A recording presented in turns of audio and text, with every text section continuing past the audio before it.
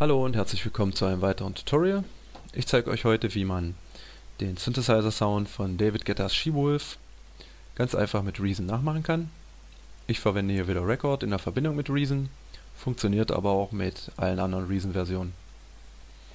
Ich habe hier schon mal ein Dokument vorbereitet, das ist noch leer. Als erstes stellen wir das Tempo auf 130 BPM und fügen per Rechtsklick einen Combinator ein. In diesen Combinator per Rechtsklick ein Maelstrom Grain-Table Synthesizer einfügen.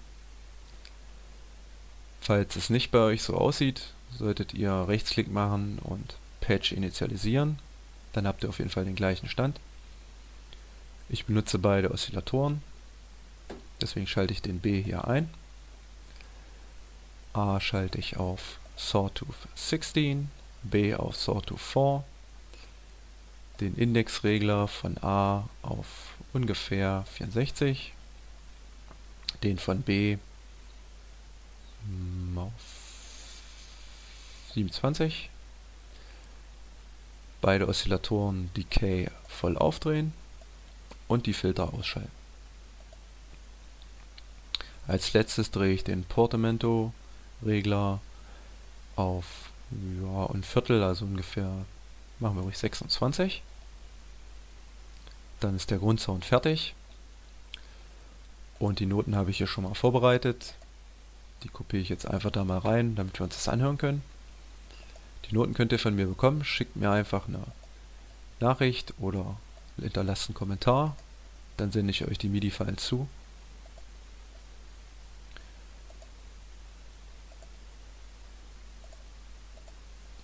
Ja, hören wir mal rein.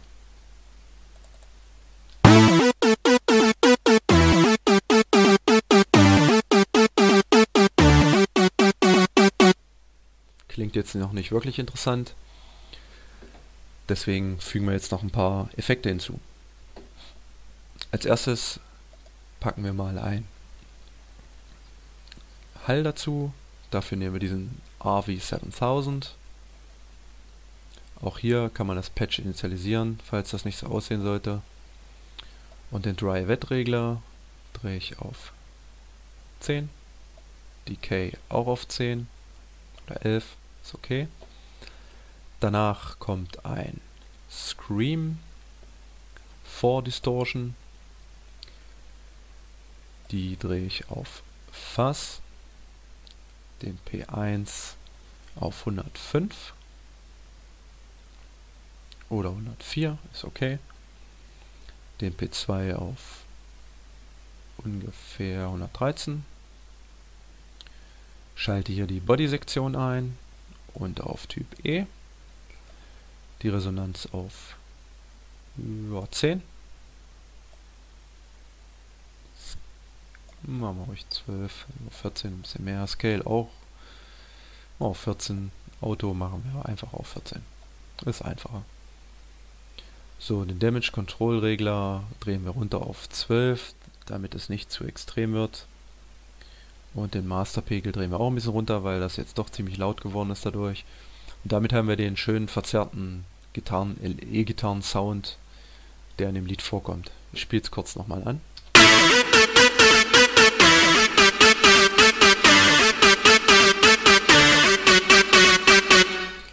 Am Ende würde ich dann immer noch ein Combinator einfügen. Ein Kompressor natürlich. M-Class Kompressor, der soll nachher unser Sidechain Kompressor sein, damit wir den Sound pumpend und druckvoll bekommen. Ja, des Weiteren besteht der Sound aus einem 4 Synthesizer, dafür packen wir jetzt auch nochmal einen Combinator rein. In den Combinator kommt als erstes ein Line Mixer, denn wir wollen 2 Thor verwenden. Hinter dem Mixer kommt also, wie gesagt, ein Thor. Bei dem werden wir das Patch wieder initialisieren. Und über den Show Programmer Knopf hier uns die Optionen aufschalten. Wir benutzen alle 3 Oszillatoren, und zwar als Multi-Oszillator, und schalten auf die unterste Wellenform. Detunen die alle ein wenig. Den ins Plus, den ein bisschen ins Minus und den wieder ins Plus. Und schalten hier diesen Verstimmungsgrad auch etwas höher, ich sag mal ungefähr auf 30. Müssen natürlich hier die Buttons aktivieren, dass die auch durch den Filter geroutet werden. Den Filter drehen wir voll auf, drehen aber die Resonanz ein wenig hoch auf, ja, 18 ist okay. Und das Amp Envelope schalten wir auch Decay und Sustain voll auf, schalten Delay ein, Tempo Sync und auf 3/16 und das Feedback auf ungefähr 20. Ja, das ist okay. Auch hier habe ich die Noten wieder vorbereitet. Hole ich die hier schnell raus.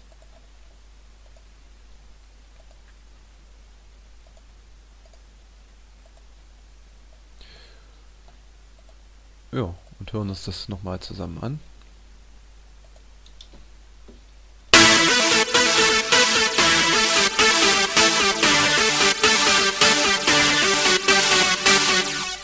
Ja, klingt noch nicht so gut, aber es wird.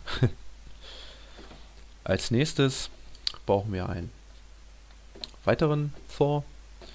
Also wieder hier rein, Rechtsklick, For. Und jetzt solltet ihr checken, ob ihr als erstes hier wieder das Patch initialisiert habt und zweitens, ob das richtig verbunden wurde. So sollte es aussehen. Beide For sollten auf die 2 Kanäle gehen. Das kann passieren, dass man, wenn man falsch klickt oder das falsch eingestellt hat in den Voreinstellungen von Reason, dass das nicht richtig verbunden wird. Deswegen checkt das lieber nochmal mit der Tab-Taste an eurer Tastatur, damit könnt ihr das Rack umdrehen und könnt euch das angucken. Ja, hier wieder den Show Programmer Knopf die Optionen öffnen und hier bei dem werden wir jetzt 2 Oszillatoren verwenden, und zwar analoge. Die müssen wieder hier durchgeschickt werden durch den ersten Filter. Und die beiden Oszillatoren stellen wir auf Rechteck oder Square Wave. Und den ersten lassen wir auf Oktave 4 und den zweiten stellen wir auf Oktave 3, um ein bisschen tiefere Töne hinzubekommen. Den Filter drehen wir wieder voll auf und die Resonanz wieder auf ungefähr 20. So.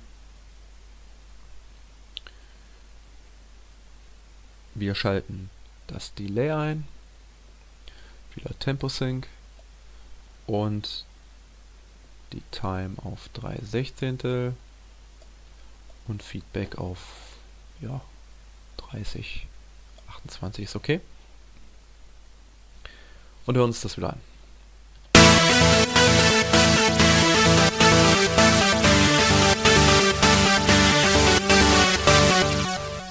Jo, klingt nicht schlecht, aber braucht wieder noch ein bisschen Bearbeitung.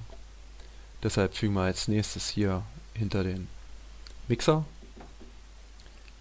ein Vocoder ein. Rechtsklick, erzeugen, BV512 Digital Vocoder einfügen.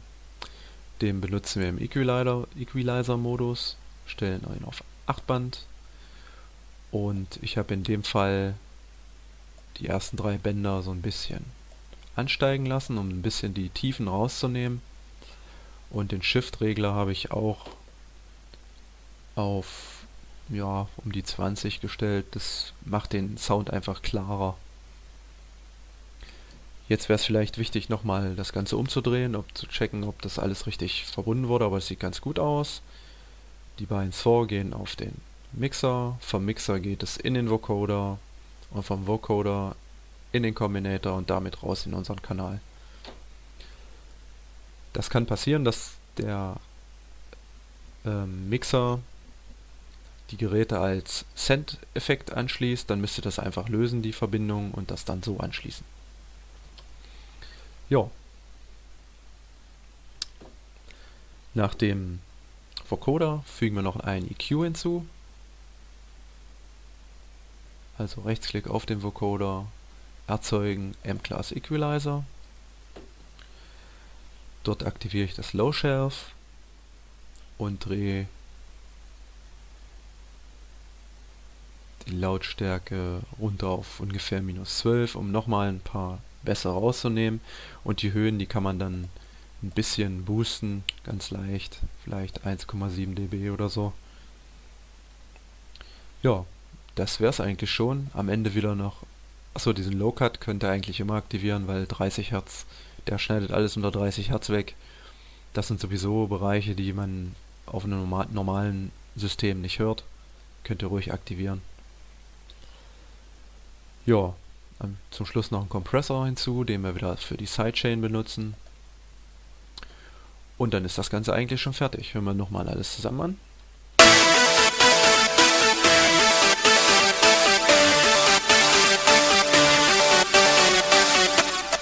Ja, das klingt nicht schlecht.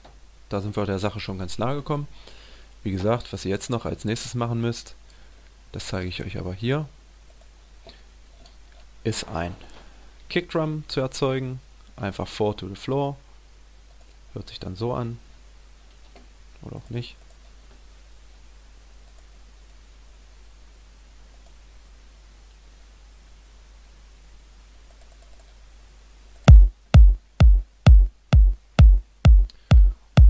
Und diese Kickdrum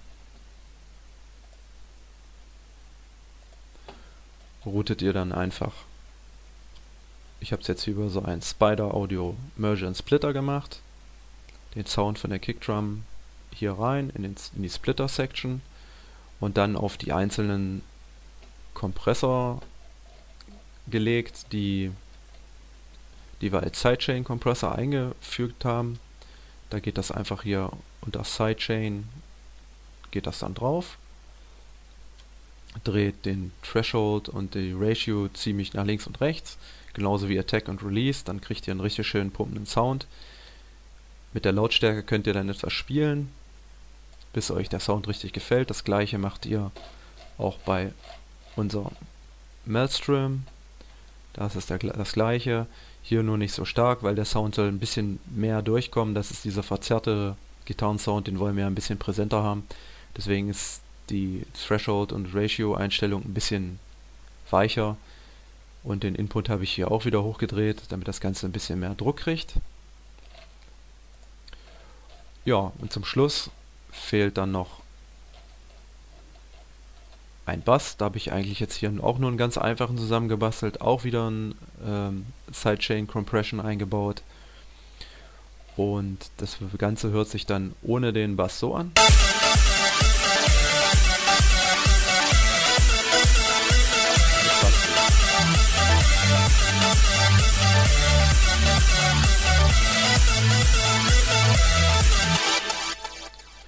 Ja, ich hoffe, ihr habt wieder ein bisschen was gelernt und es hat euch ein bisschen Spaß gemacht, das Ganze zu verfolgen. Dann hinterlasst ein paar Kommentare, abonniert meinen Kanal, schreibt mir irgendwas, wozu ihr Lust habt, was ihr gerne mal hören möchtet, was ich vielleicht nachmachen soll. Mir macht das Riesenspaß, Sachen nachzustellen. Ja, und dann hoffe ich, ihr seid das nächste Mal wieder dabei, wenn ich wieder ein Tutorial über irgendwas mache. Bis dann, ciao, ciao.